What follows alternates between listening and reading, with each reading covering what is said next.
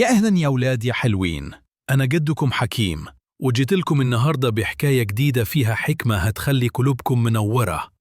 يلا نقعد حواليا ونسمع الحكاية مع بعض. كان يا مكان في بيت صغير في آخر الشارع، كان فيه ولد اسمه عمر. عمر كان ذكي وشاطر، لكن كان بيخاف جدا من أي صوت أو نور مطفي. كل ما يسمع صوت الباب بيزيق يقول ده أكيد عفريت، ولما النور يقطع يستخبى تحت البطانية ويقول أنا سامع صوت غريب، العفريت جاي.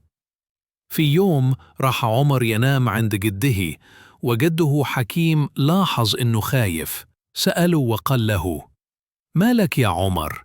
قال عمر يا جدو في صوت في الدولاب، يمكن فيه عفريت. ضحك جدو حكيم وقال له طب تعال نفتح الدولاب سوا.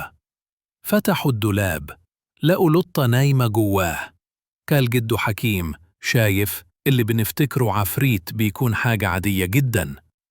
وفي يوم تاني عمر سمع صوت عالي في المطبخ، جري وقال العفريت جه تاني. جدو قام معاه، لقوا كوباية وقعت من على الحوض.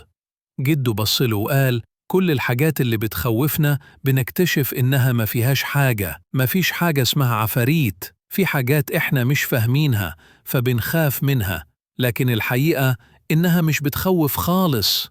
من يومها عمر بطل يخاف، وبقى لما يسمع صوت يفكر ويشوف الأول قبل ما يتخيل، وبقى يقول أنا شجاع وأنا عارف إن العفاريت مش حقيقية.